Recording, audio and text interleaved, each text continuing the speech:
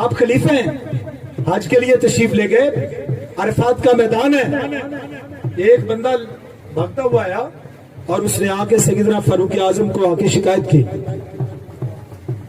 پوچھا کیا ہوا تمہیں, یہ تمہارا منہ سے خون نکل رہا ہے, زخم ہوا ہوا ہے.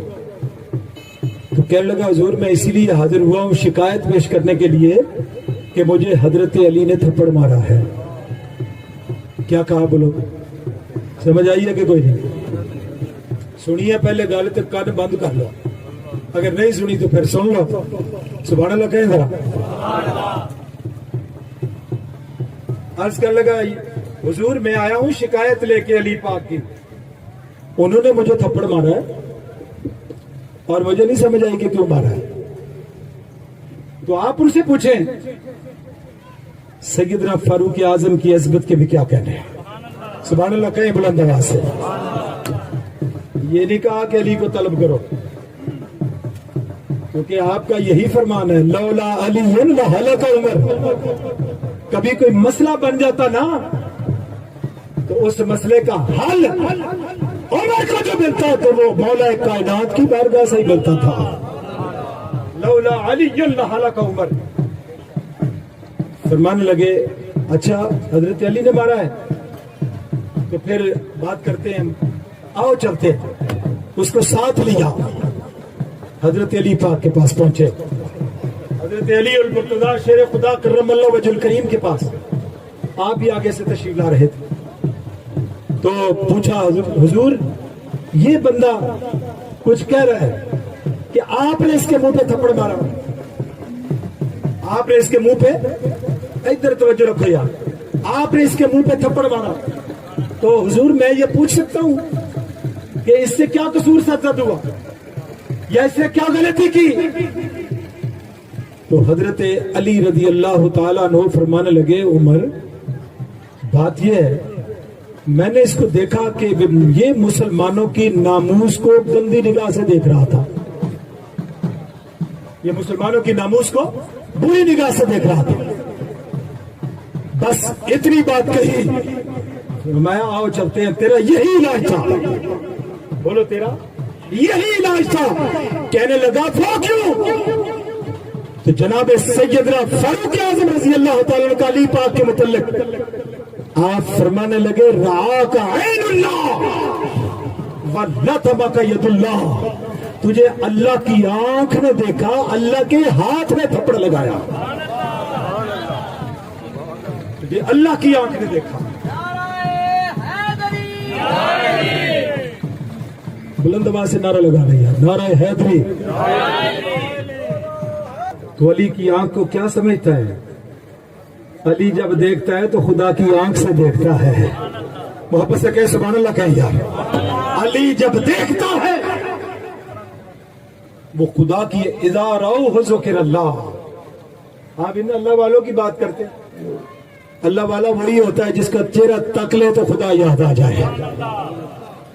ایسے ہم نوست والے چہروں کو تو ویسے ہی ماننے کو جی نہیں چاہتا, ایمان بھی فرسودہ ہو جاتا ہے.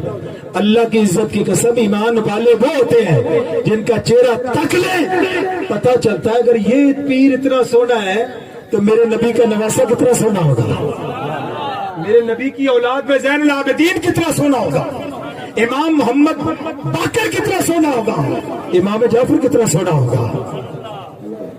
یہ ہمارا اس بات پہ پکا ایمان ہے. میں تجھے ایسے نہیں تھپڑ لگا. علی جب دیکھتا ہے تو خدا کی آنکھ سے دیکھتا ہے. علی کا ہاتھ جس کو لگتا ہے تو یہ ید اللہ ہی ہاتھ ہے. تجھے تھپڑ بھی لگا ہے تو علی کے ہاتھ سے نہیں, خدا کے ہاتھ سے لگا. اب میں آپ سے پوچھتا ہوں, بتاؤ سیدنا فاروق اعظم کی عظمت سے مولا کائنات کے متعلق ان کا کیا عقیدہ تھا؟ سمجھ آئیے کہ کوئی جو حضور علیہ الصلوۃ والسلام کا نوکر ہے اس کو سمجھنا چاہیے حضور کی آل کا, حضور کی اولاد کا اتنا ادب ہے. ہم نے تو جو جس کو دیکھا نا ہم نے پیر بنا لیا. کیا خیال کہ نہیں بنایا؟ تو ستا سونے پیر دے مرید نا, تو چلو اجے تو سبحان اللہ کیا چھٹا یار. کوئی خدا نہ خواستہ کوئی کرایہ, کوئی بل, کوئی ایسی چیز تو نہیں نا آتی. کیا خیال ہے؟ सुभान अल्लाह कहने में भी बुखल से काम लेते हो यार, और ये बखीली नहीं अच्छी होती, मोहब्बत से कहो सुभान अल्लाह। हाज़रीन मोहतरम, आजकल हमने बड़े देखे हैं जो खुद साख्ता बने हुए, बात कहते जी वो फलां जो पीर साहब है हमने देखा जनाब वो तो सैयद बन गए हैं। मैंने कहा मैं गवाही देता हूँ हमारे सामने बना है। बोलो हमारे, फिर उसकी गवाही तो देनी चाहिए ना, जो मेरे सामने बना हो। कल तो कुछ था आज कुछ है। लेकिन याद रखें सैयद, मैंने पहले जुमले में अर्ज किया था, सैयद होता ही वो है जिसके अंदर खून रसूल गर्दिश करे। खून रसूल का बड़ा हया होता है। खून रसूल से बेवफाई नहीं हो सकती। जो बेवफाई करते हैं अपनी आखिरत बर्बाद करते हैं, अपनी जहन्नम को आबाद करते हैं। और जो खून मुस्तफा से वफा करता है, अल्लाह की इज्जत की कसम, उसे दरे मुस्तफा से हुजूर की रहमत का फैज़ भी मिलता है और मेरे नबी पाक सल्लल्लाहु अलैहि वसल्लम की नजर रहमत भी नसीब होती है।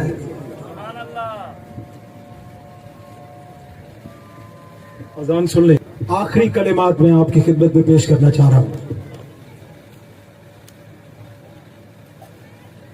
आरिफ रूमी रहमतुल्लाह अलैह फरमाते हैं, पीर कामिल सूरत ज़िल्ले इलाह। बुलंद आवाज से कहें सुभान अल्लाह। कहें थोड़े थोड़े नेड़े आओ ना, इथे इधर आओ तो सुभान अल्लाह। इत्तकू बिफिरासतिल मुमिन फइन्नहु यंज़ुरु बिनूरिल्लाह। ये मोमिन जिनका ईमान कामिल होता है, अल्लाह की इज्जत की कसम, वो तवज्जो करते हैं तो दिल की गिलाज़त दूर कर देते हैं, दिल की कायनात बदल जाती है। हमारा इसी बात पे ईमान है और वो खाली नहीं होता। उसके पीछे मुस्तफा करीम सल्लल्लाहु अलैहि वसल्लम की रहमत का चश्मा फूटा होता है। उसके पीछे मौला कायनात की विलायत का राज होता है। उसके पीछे हसन हुसैन की तमाम अज़मतें छुपी होती है। वो सरबस्ता राज होता है औलिया कामिलीन का। इसके बगैर बात नहीं बनती। हाज़रीन मोहतरम, एक खलीफा मुतवक्किल था एक इधर बगदाद इराक में।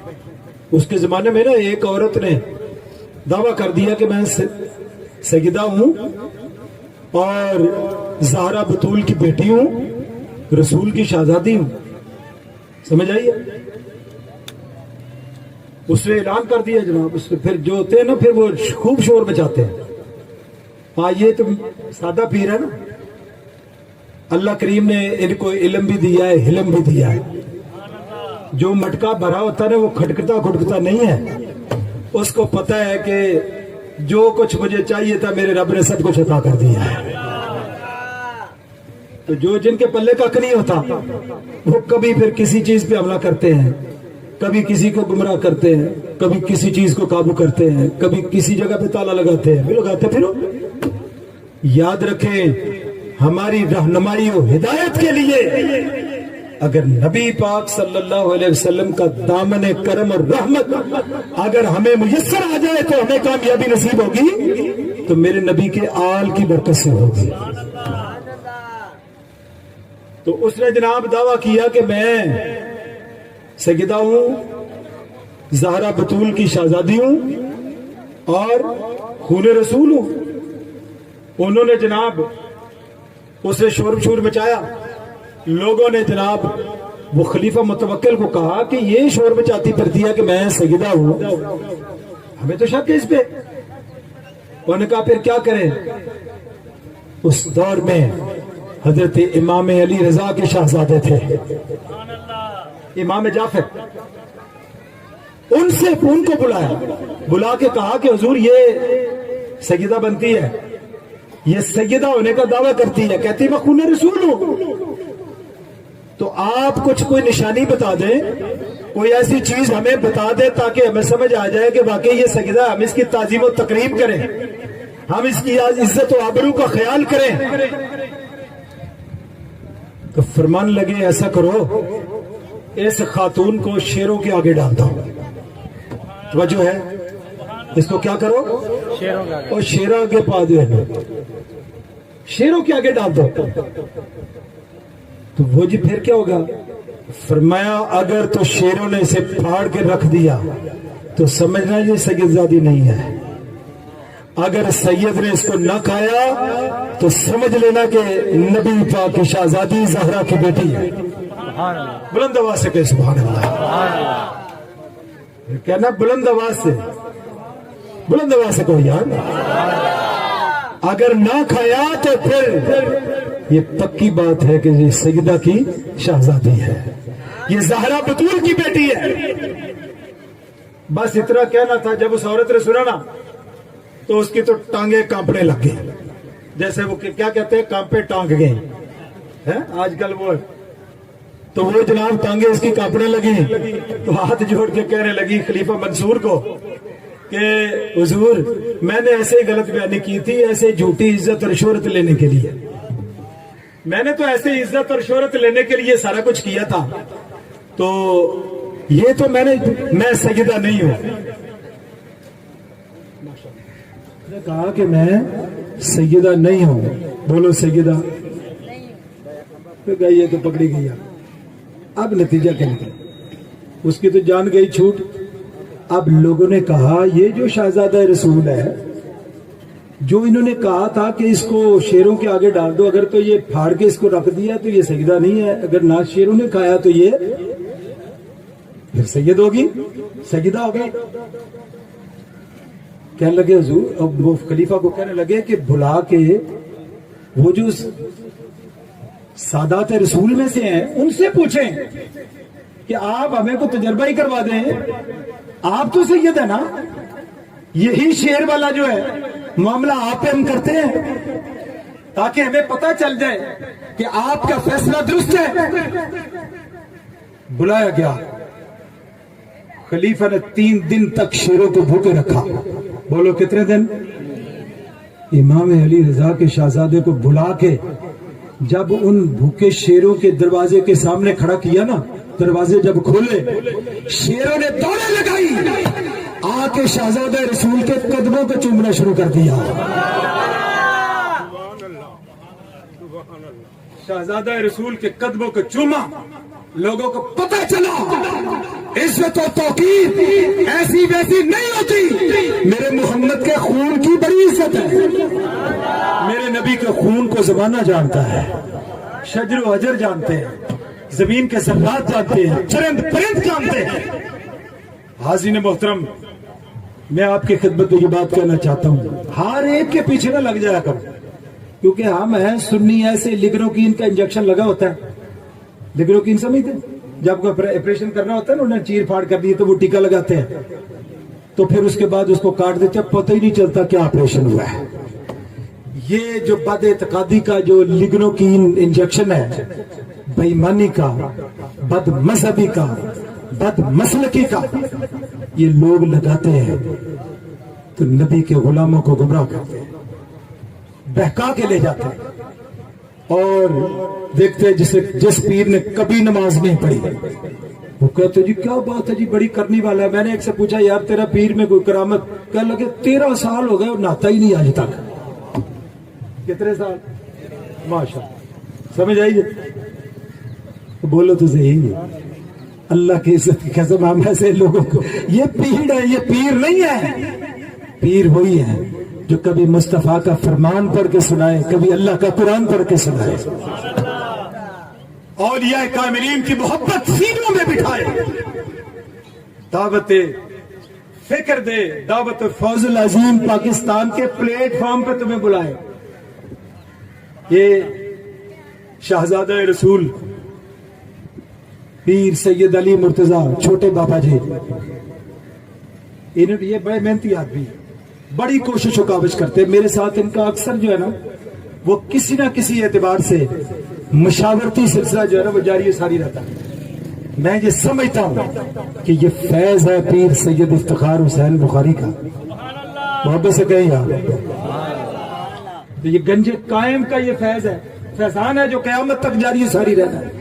میرے اللہ نے جنہیں منتخب کیا ہے، جن کا انتخاب کیا ہے، وہ نبی پاک کے دین کی نوکری کرتے ہیں، لوگوں کو اپنے ساتھ اس لیے لگاتے ہیں تاکہ یہ گناہوں کی دلدل سے بچ کے نبی پاک کی غلامی اختیار کر لیں، حضور علیہ الصلوۃ والسلام کے نوکر بنے، ان کے ہاتھ مضبوط کرنا یہ ہم سب کی ذمہ داری ہے۔